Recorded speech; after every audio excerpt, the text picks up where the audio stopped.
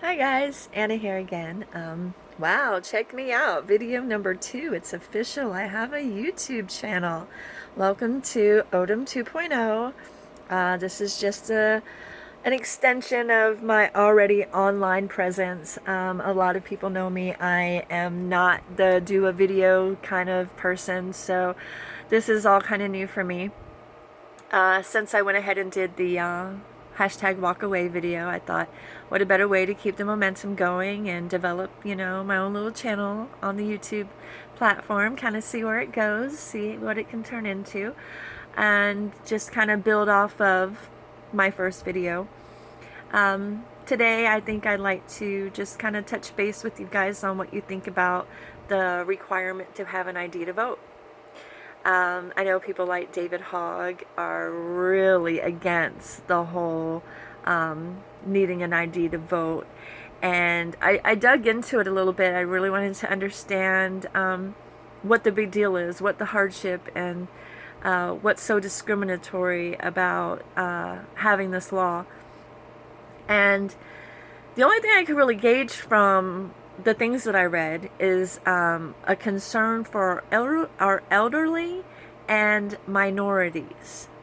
Some of the things I read were, well, what about Auntie May May, who lives 77 miles and there's no place within 200 miles to get an ID, and her ID expired 10 years ago.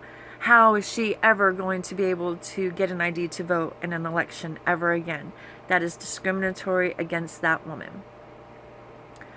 Well, to that I say, we are America, okay? And America, we do things a certain way. And as Americans, we should be sticking up for each other, and especially our elderly.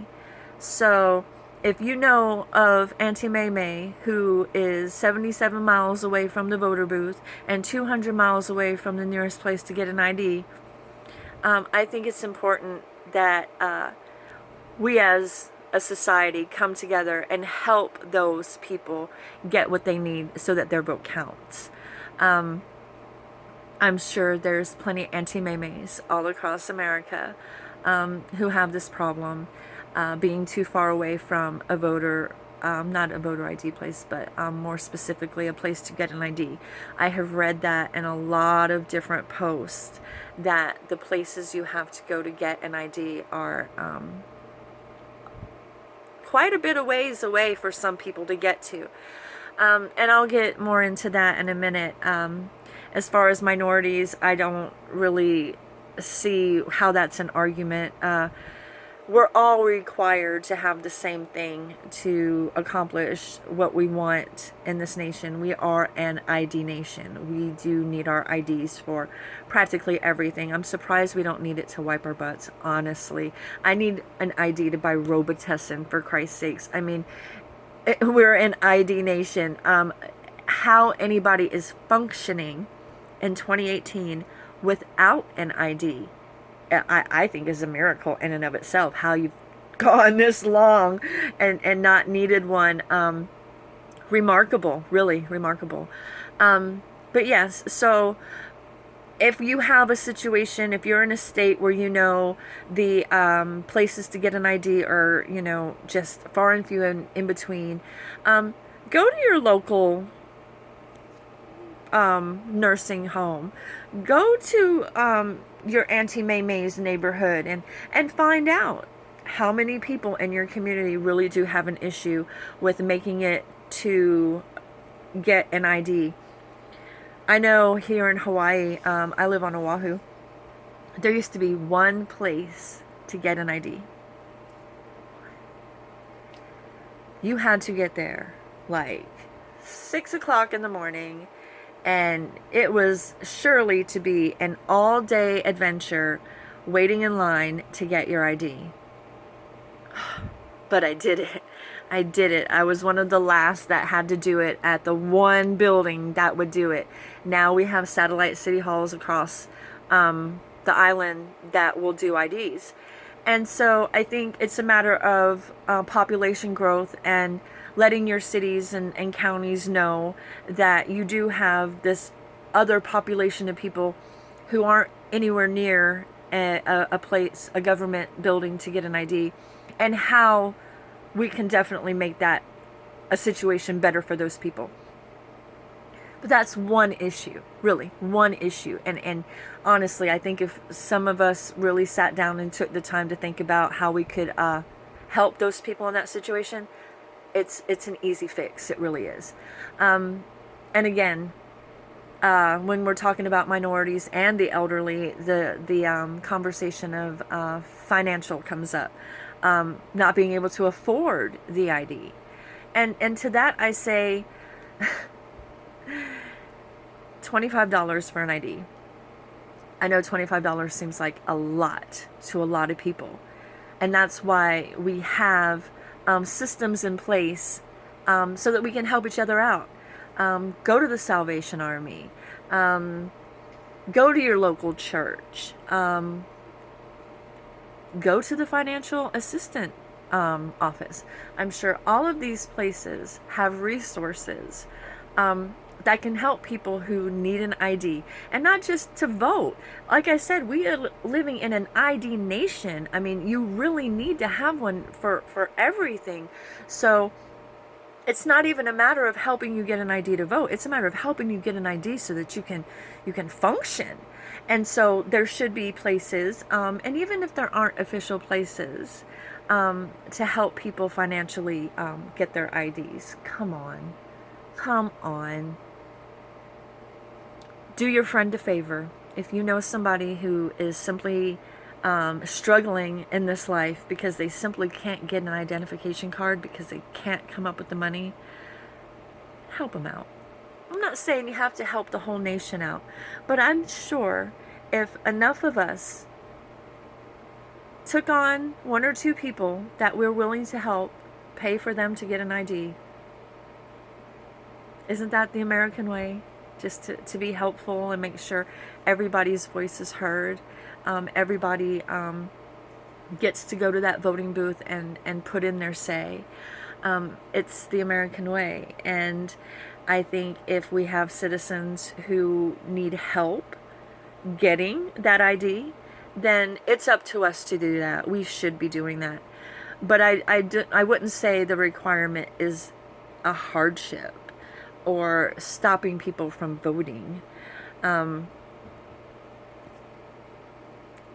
Help your community. I mean, that's really all it comes down to, is if you know somebody who is in a hardship, help them, because everybody deserves to vote.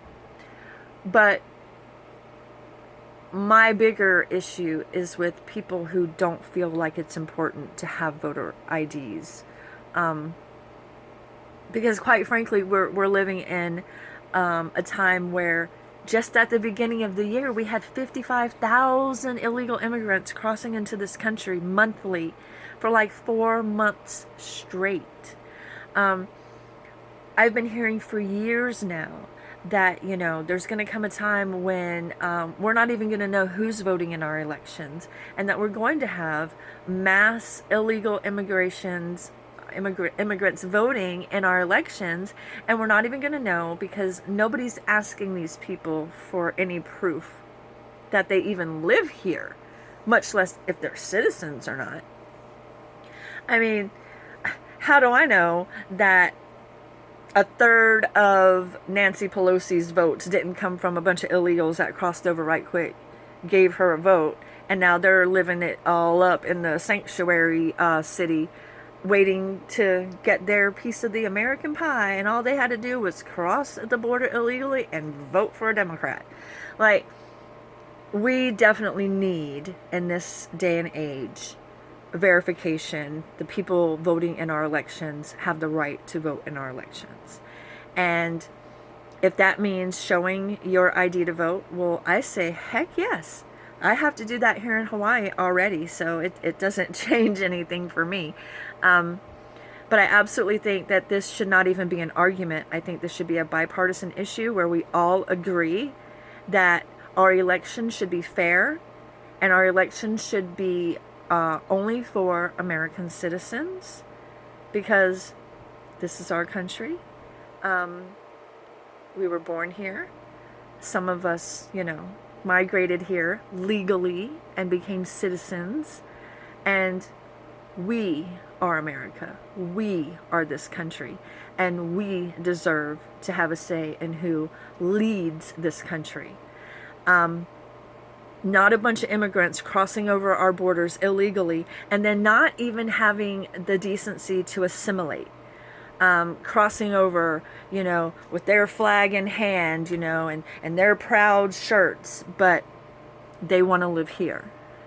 Well, if you want to live here, you should assimilate to here. You should follow the rules here.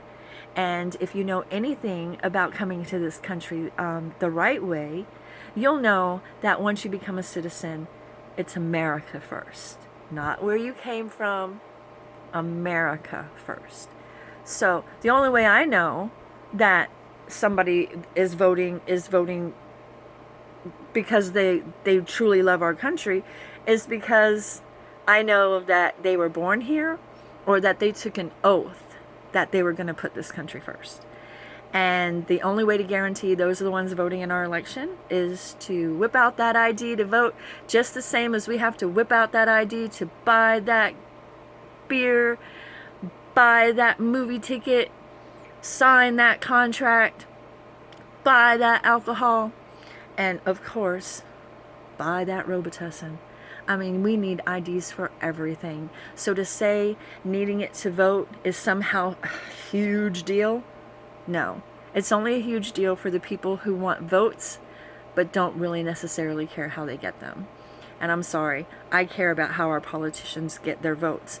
And their vote should come from us, the American citizens, and not illegal immigrants here to just take everything that they can and break all the laws that they can and not even assimilate to, our ways.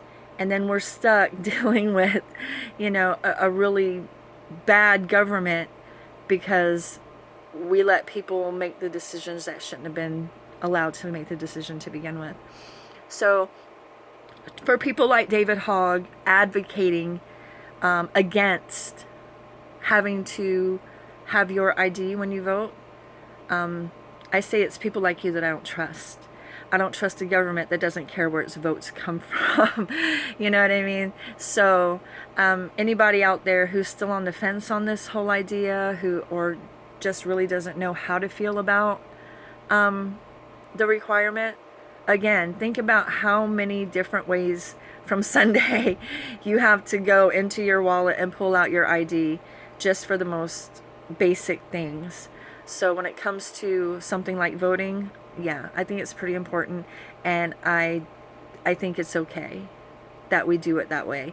I think it's the only way to do it, to be quite honest. And I can't wait to hear, finally, one day, that in order to vote in any election in this country, you have to have a government ID proving you're a citizen. And that's how I feel about that. So if you agree, disagree, doesn't matter which. I love debating. I love having different views. I love taking in different, perceptions and opinions. By all means, put it down in the comments. And if there's anything that you want me to voice my opinion on, put it in the comments and we'll talk about it. Like I said, this is all new and I don't exactly know where it's going to go, but with my determination and your views and feedback, I think this is going to be a really fun thing. Until next time, thanks for watching. Bye.